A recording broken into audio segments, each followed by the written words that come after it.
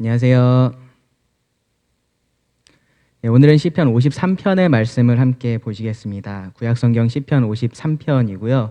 저는 이 말씀을 본문으로 해서 죄인의 죄, 심판자의 심판이라는 제목으로 말씀을 함께 나누려고 합니다. 죄인의 죄, 심판자의 심판, 시편 53편입니다. 성경을 읽다 보면 같은 내용이 이렇게 반복해서 기록된 경우들이 종종 있습니다. 근데 그런 반복들은 단순한 반복은 아니고요. 같은 사건을 조금 다른 관점에서 바라보고 기록한 것이다라고 우리가 볼 수 있는데요. 열왕기 상하와 역대 상하에 기록된 그런 분열 왕국의 역사가 그렇고요. 그리고 사복음서에 기록되어 있는 예수님의 행적도 마찬가지입니다.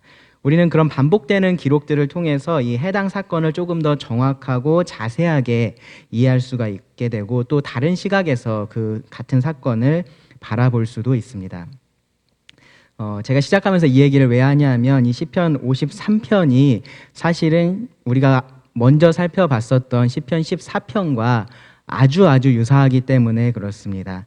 사실 말씀을 준비하면서도 계속해서 고민했던 것이 이 거의 같은 본문을 가지고 어떻게 말씀을 전해야 될까 고민을 많이 했었습니다.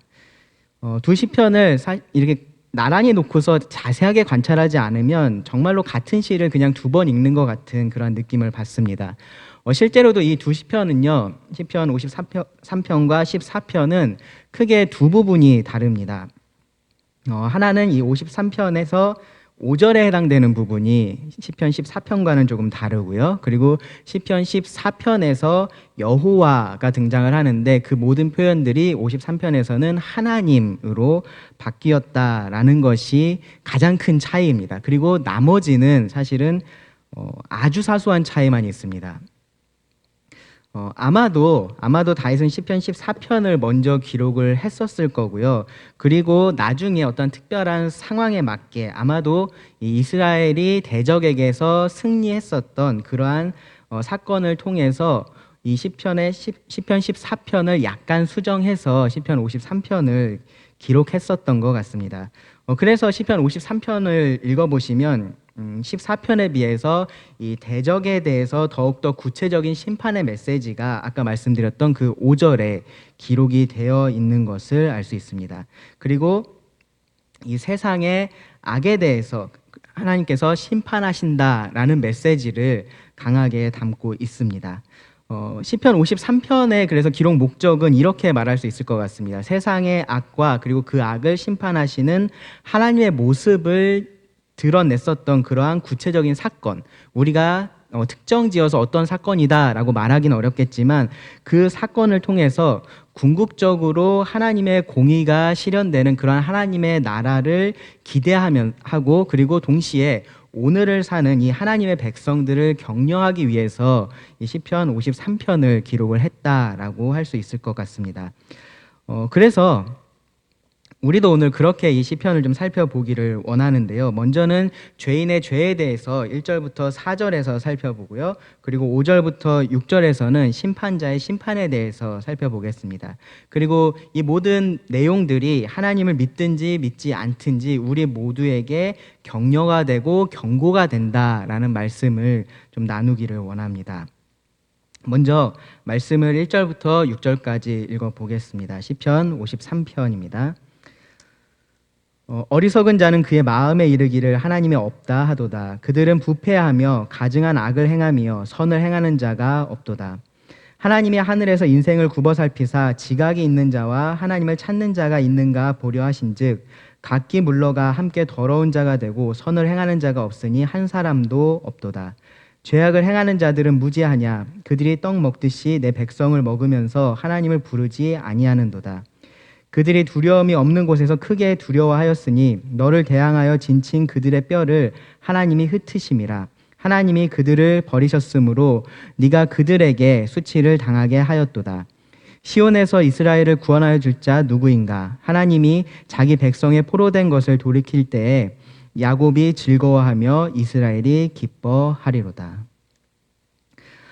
먼저 1절부터 4절에서 죄인의 죄에 대해서 함께 생각해 보겠습니다.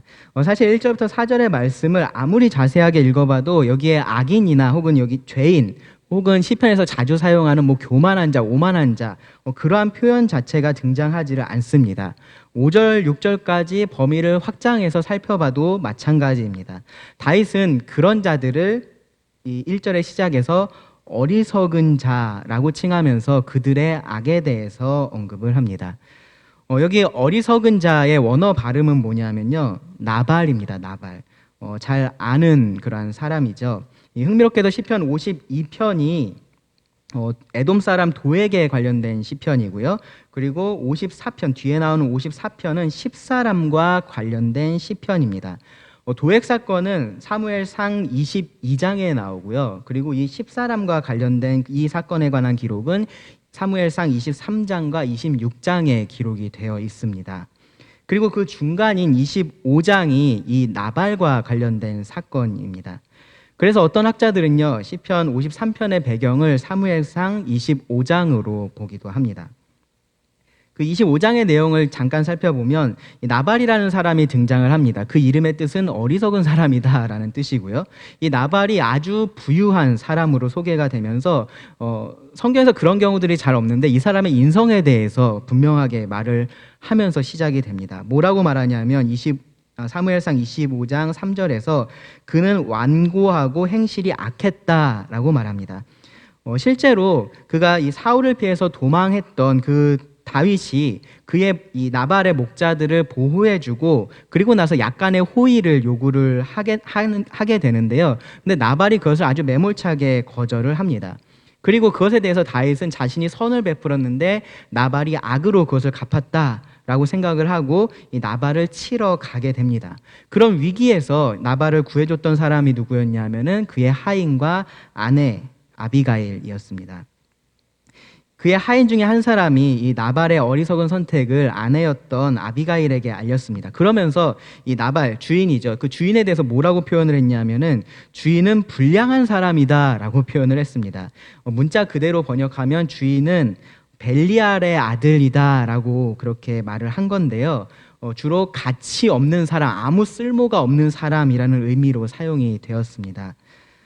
그 말을 들은 이 아비가일이 급히 먹을 것들을 준비를 하고요. 그리고 다윗을 찾아가서 이 다윗의 마음을 돌려놓습니다. 그러면서 이 아비가일도 남편에 대해서 한마디를 하는데 뭐라고 말했냐면은 그는 불량한 사람이다라고 똑같이 말을 하고요. 그러면서 그의 이름처럼 그가 미련한 자다라고 말하기도 합니다. 네, 아내가 남편에 대해서 다른 사람에게 이렇게 이야기하면 안 되겠죠. 근데 그 정도로 이 나발이 어리석고 미련할 뿐만 아니라 굉장히 완고하고 행하는 일들이 악했었던 것 같습니다. 결국 다윗은 마음을 돌리고요. 이 나발을 치지는 않습니다. 그런데 성경에 보면은 열흘 뒤에 하나님께서 이 여호와 하나님께서 나발을 치셔서 나발이 죽게 되었다라고 말합니다. 어쩌면은 다윗은 이 하나님이 없는 듯이 행했었던 이 어리석은 사람 나발을 통해서 또 다른 그러한 나발들, 어리석은 사람들을 생각해보고 그들의 악한 행실 그리고 그들의 종말에 대해서 생각을 해보면서 이 시편 53편을 기록했을지도 모르겠습니다. 어떤 상황에서 기록이 되었든지요, 이 시편은 죄인의 근본적인 문제에 대해서 말을 하고 있습니다. 1절에서 4절은요, 이 어리석은 자로 불리는 죄인들의 특징, 그리고 그들의 죄를 좀 반복해서 언급을 합니다.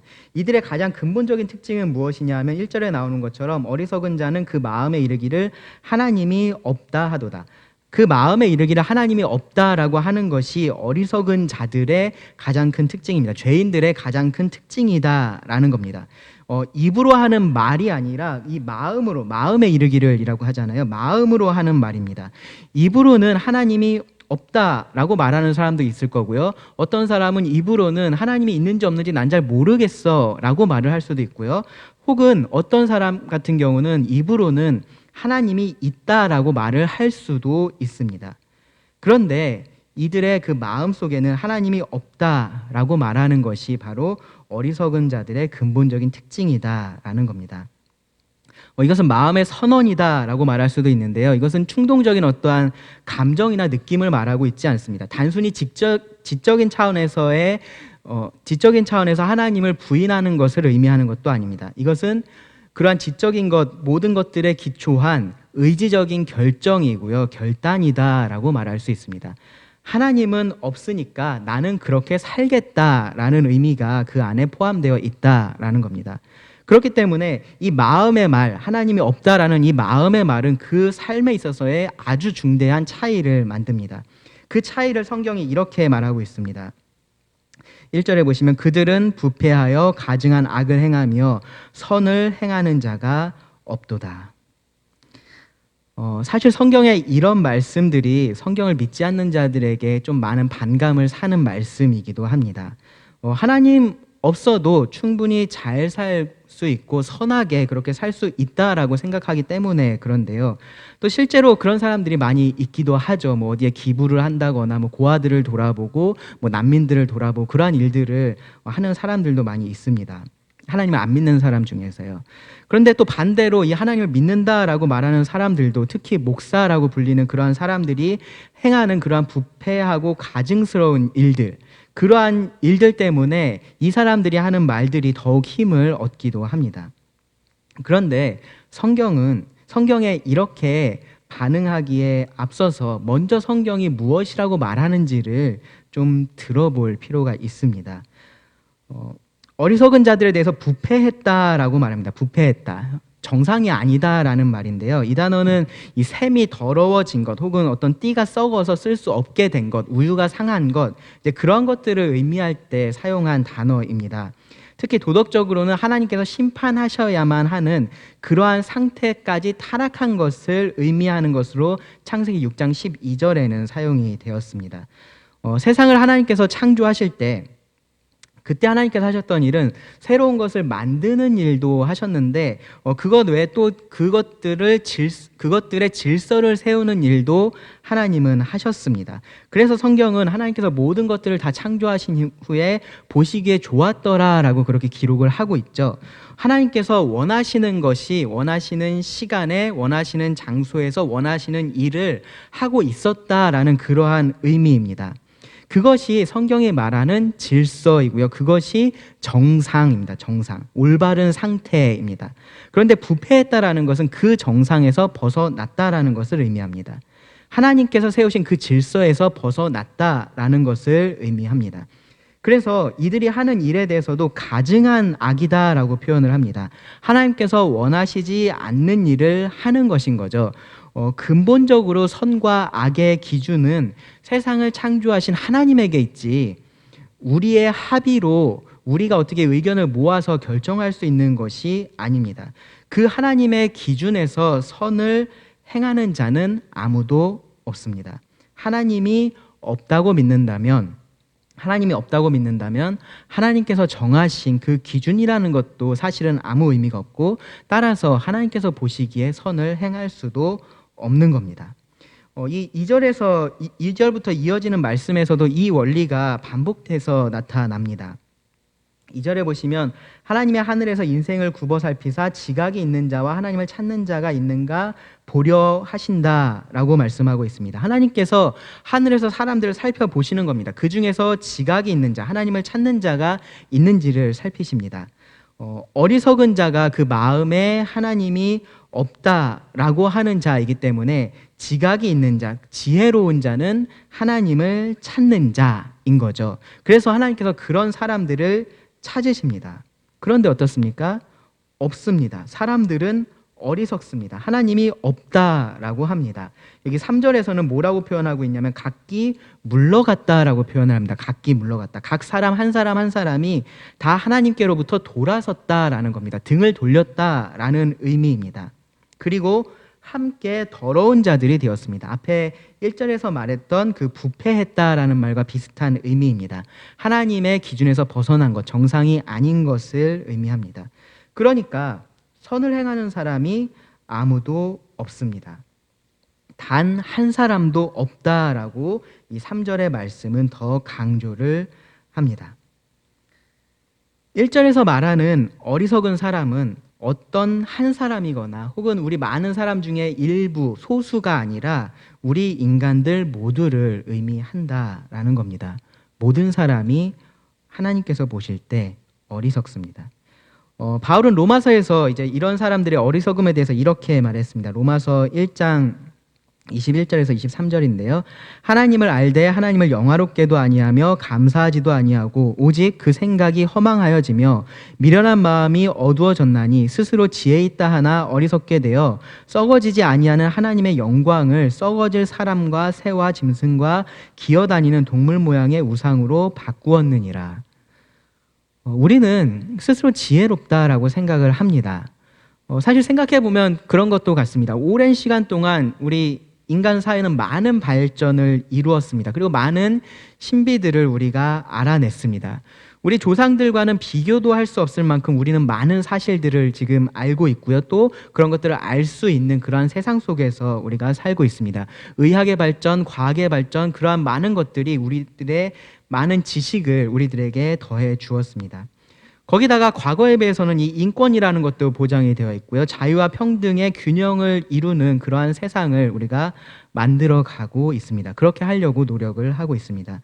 어떻게 세상을 살아야 하는지는 사실 우리가 가장 잘 안다라고 자부할 수 있을지도 모릅니다. 그런데 오히려 성경은, 하나님은 그것이 근본적인 우리의 문제이고 그것이 죄다라고 말씀을 하고 계신 겁니다. 다른 무엇이 아니라 우리가 제일 잘 알고 하나님 없이 우리끼리 잘 살 수 있다라고 믿는 그런 교만이 죄다라고 말합니다. 우리가 해결 못하는 세상의 악은 그 근본적인 죄 문제가 겉으로 조금씩 드러나는 것일 뿐입니다. 지혜롭다고 생각하는 우리들은 그러한 것들을 우리의 지혜로 해결할 수 있다라고 생각을 하고 그렇게 하려고 하지만 결국은 그렇게 하지를 못합니다. 우리가 만든 법에는 언제나 허점이 있고요. 제도라는 것도 마찬가지입니다. 왜 그러냐 하면 각자가 자기 이익을 추구하면서 살아가고 있는 이 세상에 악이라는 것이 죄악이라는 것이 근본적으로 사라질 수는 없는 겁니다. 4절 말씀에는 그래서 이렇게 말씀을 합니다. 죄악을 행하는 자들은 무지하냐. 그들이 떡 먹듯이 내 백성을 먹으면서 하나님을 부르지 아니하는도다. 결국 하나님을 부르지 않고 하나님을 찾지 않는 그러한 무지함은 우리가 원하지 않는다라고 말하는 그러한 죄의 결과들을 필연적으로 가져올 수밖에 없습니다. 여기 언급된 사람들, 이 죄악을 행하는 자들이라고 표현된 이 사람들은 다른 사람들을 떡 먹듯이 먹는 사람들입니다. 사실 우리 문화에 맞게 번역을 하자면 밥 먹듯이 먹는 사람들입니다. 매 끼니 식사를 하듯이 그렇게 다른 사람들을 아무렇지 않게 착취하는 것을 의미합니다. 물론 모든 사람들이 이런 악을 최선을 다해서 행하고 있다라고 성경이 말하고 있는 것은 아닙니다. 악은 그 모습들이 다르고요. 그 정도들도 다릅니다. 하지만 하나님을 떠난, 하나님에게서 멀어진, 하나님에게서 물러난 모든 사람들은 어떠한 모습으로든지 악을 행한다라는 것은 동일하다라는 겁니다.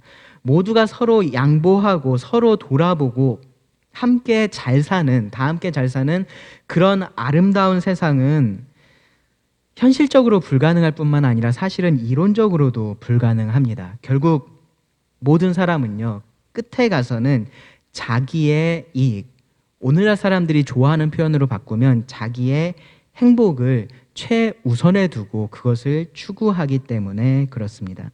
하나님이라는 그 중심을 떠나서 자신의 행복을 추구하는 것은 결국은 분쟁과 다툼과 싸움으로 이어지게 됩니다. 그 모습과 정도의 차이가 있을 뿐입니다. 모두가 하나님의 영광은 버리고 어떤 형태로든 다른 영광을 취하려고 하고 있기 때문에 하나님께서 정하신 하나의 질서를 무너뜨리고 내가 원하는 그러한 각자의 질서를 세우려고 하고 있기 때문에 나타나는 현상일 뿐입니다. 하나님을 떠난 우리가 원하는 그러한 질서는요, 때로는, 그리고 어떤 면에서는 괜찮아 보일 수도 있습니다. 이 정도면 괜찮은데 라고 우리가 생각할 만한 그러한 것들이 있습니다. 그리고 그러한 것들을 우리가 바라볼 때 하나님 없이도 우리가 잘 살 수 있겠구나라고 생각하게 되는 겁니다. 그런데 이 최고의 설계자의 설계를 벗어나서 세워진 건물은 겉보기에는 괜찮아 보일지 모르지만 근본적인 문제를 가질 수밖에 없습니다. 소위 말하는 짝퉁 있죠. 짝퉁은 겉보기에는 그럴싸해 보이고요. 또 어떤 나름의 장점들도 가지고 있는 것처럼 보입니다. 하지만 근본적인 설계에 문제가 있다면 결국 그 문제가 겉으로 드러나는 것은 시간 문제일 뿐입니다. 하나님 없이 괜찮다라고 생각하는 우리도 그렇습니다. 죄인의 근본적인 문제는 악한 일을 한다라는 것이 아닙니다. 하나님을 없다라고 하고 그 하나님을 찾지도 않고 부르지도 않는다라는 것이 근본적인 문제입니다. 빛이신 하나님, 선이신 하나님을 떠나서 참된 빛과 참된 선을 찾을 수는 없는 겁니다. 그래서 죄인이 어리석다라고 성경은 말하는 겁니다. 지각이 없다라고 말하고 무지하다라고 말하는 겁니다. 참된 빛을 떠난 곳에서 빛을 찾고 있고 참된 선을 떠난 곳에서 선을 찾고 있으니까 어리석은 겁니다. 문제는 안타깝게도 우리가 다 그런 죄인이다라는 겁니다. 그런데 이 4절 말씀에서 우리가 한 가지 희망도 찾을 수가 있습니다. 뭐냐 하면 이 4절 중간에 등장하는 내 백성이라는 표현입니다. 하나님을 찾는 사람이 없습니다. 그런데 그 중에 하나님의 백성들은 있습니다. 하나님을 찾는 사람은 없지만 하나님께서 찾으신, 하나님께서 선택하신, 하나님께서 사랑하시는 그러한 하나님의 백성들은 있는 겁니다. 그들은 하나님이 없다라고 생각하는 자들로 인해서 고난을 당하지만 하나님의 편에 서 있는 하나님의 백성들입니다. 그들에게도 때로는 하나님이 없는 것처럼 보입니다. 하지만 하나님은 하나님의 계획에 따라서 일하십니다. 그리고 때로는 하나님께서 이 땅에서도 이 하나님의 살아계심 그리고 그 살아계심의 의미를 나타내시기도 합니다. 그것이 5절과 6절의 말씀인데요. 심판자의 심판이 나타날 때가 있는 겁니다. 사실 어리석은 자들이 하나님이 없다라고 말하면서 그냥 잘 사는 것처럼 그렇게 살 수 있는 또 하나의 이유가 뭐냐 하면 이 하나님의 심판이 즉각적이지 않은 데도 있습니다. 그렇기 때문에 심판도 없고 심판자이신 하나님도 없다라고 그렇게 생각하면서 살 수도 있는 겁니다.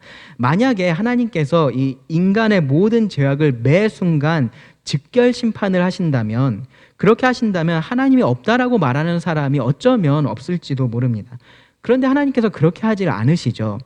성경을 보면 여러 가지 이유들이 있습니다. 기본적으로 하나님은 심판하기를 좋아하는 그런 하나님이 아니십니다. 막 사람들을 죽이고 멸망시키고 심판하고 하면서 하나님이 너무 막 속으로 희열을 느끼고 그런 신이 아니시다라는 거죠.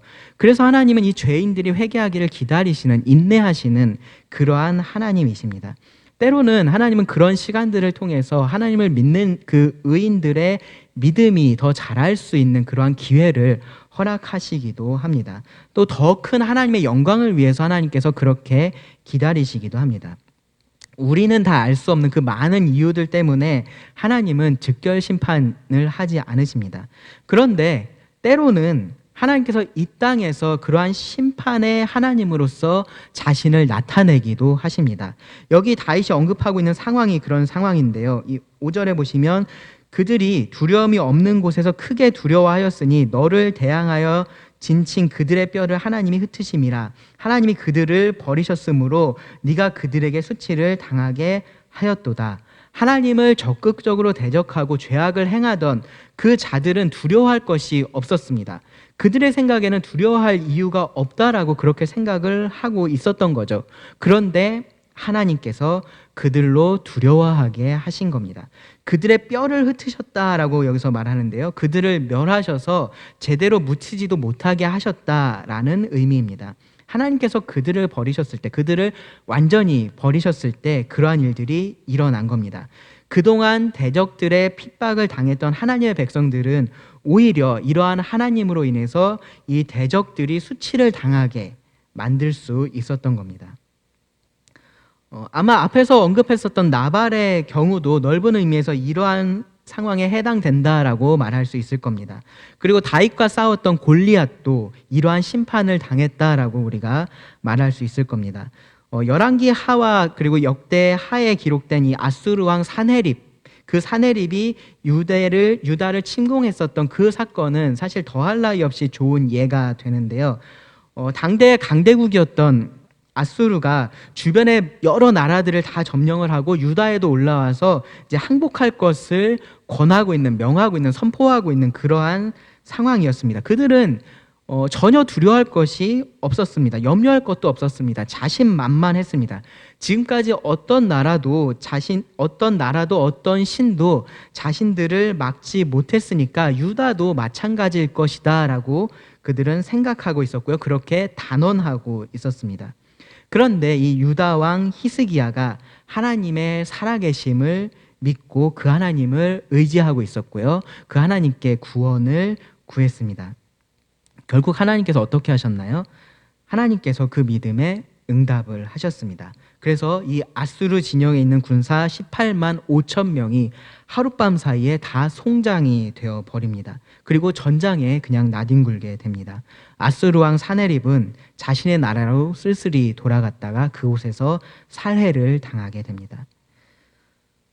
성경에 이런 예들은 얼마든지 있습니다. 하나님은 이렇게 심판하시면서 구원을 베풀기도 하십니다. 우리가 원하는 때에 우리가 원하는 방법으로 그렇게 되지는 않지만 분명히 이러한 역사의 기록 그리고 우리 성도들 각자의 경험은 심판자이신 하나님께서 심판을 하신다라는 것을 증명하고 있습니다. 하나님께서 심판하지 않으실 때 그러한 이유가 있는 것처럼 심판하실 때도 이유가 있습니다. 물론 하나님은 죄에 대해서 심판을 하시는 거죠. 죄에 대해서 심판을 하시지만 이 최종적인 심판이 아닌 이 땅에서 우리가 보게 되는 심판들은 경고와 격려의 의미가 있습니다.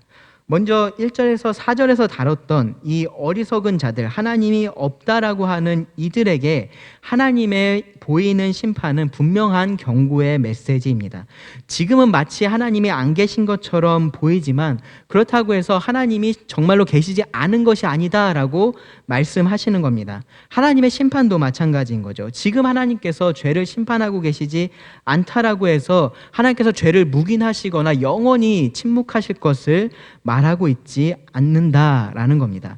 성경이 그것을 분명하게 말하고 있지만 거기에 더해서 우리가 이 땅에서 경험하는 그리고 경험했었던 그리고 경험하는 그 모든 하나님의 심판의 다양한 모습들이 우리에게 그 심각성을 더욱더 분명하게 일깨워주고 있습니다. 하나님은 심판을 하신다라는 겁니다. 우리가 만나는 많은 자연 재해들이나 인재들 그러한 재난들을 하나님의 심판이다라고 말하는 것은 들을 때 사실 오해의 소지가 있기 때문에 좀 조심할 필요는 있습니다. 그런데 이 모든 것을 주관하시는 하나님은 그런 재해들을 통해서 누군가를 심판하기도 하시고요. 또 누군가를 구원하기도 하신다라는 것은 우리가 분명하게 알 수 있습니다. 누가 심판을 당했고 누가 구원을 받았는지 그것은 우리가 사실 당장에 알 수도 없고요. 또 알 필요도 없습니다. 누가 심판을 당한 것이 중요한 것이 아니라 하나님께서 그렇게 심판을 하시는 분이시다라는 것을 우리가 아는 것, 그것이 중요합니다.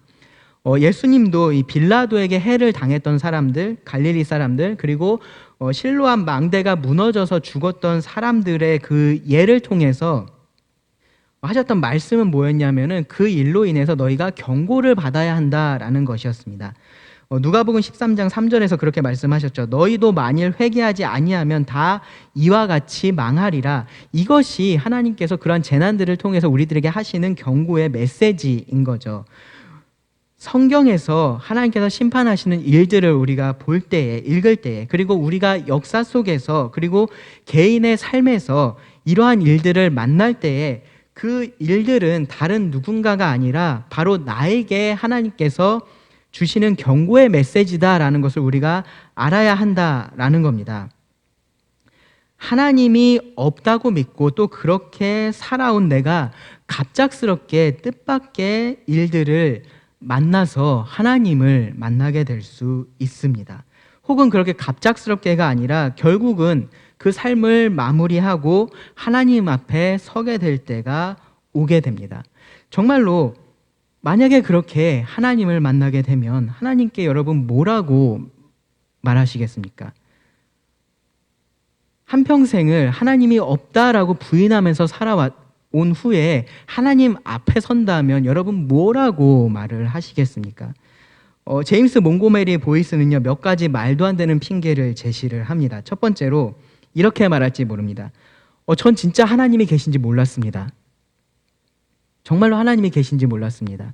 이렇게 말할 수 있을까요? 이렇게 핑계할 수 있을까요?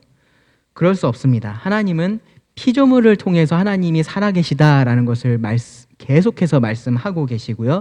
또 예수님을 통해서 하나님을 말씀하셨고요. 또 성경을 통해서 하나님이 계시다라는 것을 분명하게 말씀하셨습니다.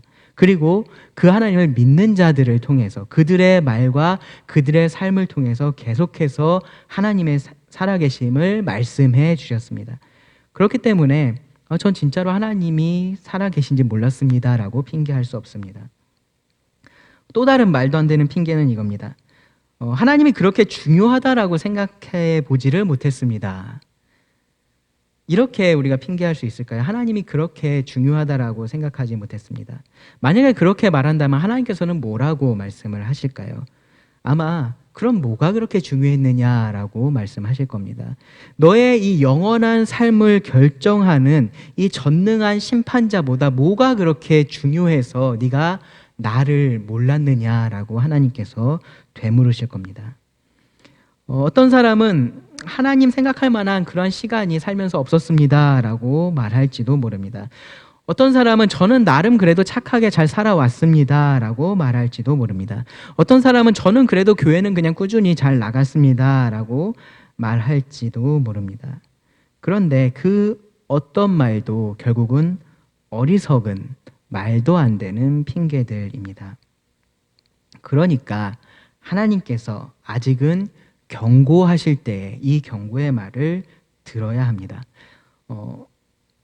다음으로 이 하나님의 백성들은요, 이런 일들을 통해서 격려를 받고 소망을 가져야 합니다. 다윗도 6절에서 이제 그 하나님의 백성들의 궁극적인 소망을 이야기를 하는데요. 6절에 보시면 시온에서 이스라엘을 구원하여 줄 자 누구인가? 하나님이 자기 백성의 포로된 것을 돌이키실 때에 야곱이 즐거워하며 이스라엘이 기뻐하리로다. 하나님의 구원을 경험하는 지금은 어쩌면 잠시의 평안과 잠시의 기쁨일 수도 있습니다. 이때가 지나가면 이 시편 53편을 기록한 이 상황에서요, 이때가 지나가면 또다시 악이 득세를 하고 그들로 인해서 핍박을 받을지도 모릅니다. 그런데 이렇게 하나님께서 심판하시는 모습들을 이 땅 가운데서 보여주시는 이유는 궁극적으로 하나님께서 그렇게 하실 것에 대한 확실한 약속이기도 한 것입니다. 하나님께서는 하나님의 편에 선 하나님의 백성들에게는 영원한 기쁨을 주실 겁니다. 어쩌면 이 땅에서 살 때는 기쁨이 잠깐이고 고난이 계속된다, 핍박만 계속된다, 힘든 일만 계속된다라고 그렇게 생각할 수 있지만 이 영혼의 관점에서 생각해 보면 사실은 정반대입니다. 이 땅에서의 고난이 잠깐입니다. 금방 지나가는 것입니다. 영원한 기쁨이 하나님의 백성들을 기다리고 있습니다. 하나님은 자기 백성에게 그러한 구원을 베푸시는 분이시기 때문에 그렇습니다. 마지막으로 이 시편의 메시지를 조금 더 확장해서 우리들에게 적용을 해보고 말씀을 줄이겠습니다. 먼저 하나님이 없다라고 믿고 계신 분들은 이 말씀을 통해서 경고를 받는 데서만 그치지 마시고 하나님께로 돌이키실 수 있기를 바랍니다. 사실 그것이 경고의 목적이기도 하죠. 이 시편에서 다윗이 말하고 있는 그들은요, 이미 하나님의 심판을 받은 자들입니다. 무슨 말이냐면 그들은 이미 하나님의 심판을 받아서 더 이상의 기회가 그들에게 주어지지 않는다라는 말입니다. 그런데 지금 이 말씀을 읽고 계신 여러분들, 그리고 듣고 계신 여러분들은 아직은 그 심판을 받고 계신 것이 아니라 그 경고의 말씀을 듣고 계신 것입니다. 그러니까 여러분 어리석게 되지 마시고 지혜롭게 되시기 바랍니다. 지혜로운 사람은 자신의 죄를 인정하고 하나님께 구원의 은혜를 구합니다. 그리고 그런 자들에게 하나님께서 예수 그리스도를 선물로 주실 것입니다. 그리고 죄사함의 은혜를 얻게 하십니다. 하나님은 자기를 찾는 자들을 만나주시는 분이시다라는 것이 하나님을 믿지 않는 자들에게 주는 성경의 격려의 메시지입니다. 여러분, 이 메시지를 반드시 듣고 응답하시기 바랍니다. 그리고 이미 하나님을 믿은 이 말씀을 듣고 있는 많은 여러분들은요, 이 말씀을 통해서 힘을 얻고 격려를 얻으시기 바랍니다. 그리고 그뿐만 아니라 이 죄에 대한 경고의 말씀으로서도 이 말씀을 받으실 수 있기를 바랍니다. 하나님을 믿는 자가 하나님이 있다라고 그 마음에서 말하는 자가 여전히 이전과 별반 다르지 않게 살아간다면 사실 그것만큼 어리석은 일이 없습니다. 마음에는 하나님이 있다라고 그렇게 말하면서 하나님이 없는 것처럼 그렇게 살아간다면 그것처럼 모순적인 삶이 없습니다. 그렇게 하나님을 부인하는 삶이 없고요. 또 한편으로 그렇게 하나님을 모욕하는 삶이 없습니다. 교회가 하나님께서 원하시는 그러한 거룩한 삶을 살아왔다면 오늘날의 교회는 지금보다 훨씬 더 이 증인으로서의 역할을 잘 감당할 수 있었을 겁니다. 사람들이 허무한 우상과 바꾼 그 하나님의 영광을 이 땅 가운데서 정말로 영광스럽게 교회가 선포할 수 있었을 겁니다. 사실 지금 우리가 그렇게 할 수 있습니다. 우리가 모든 교회들을 다 바꿀 수는 없겠지만요, 나 자신은 바꿀 수 있습니다.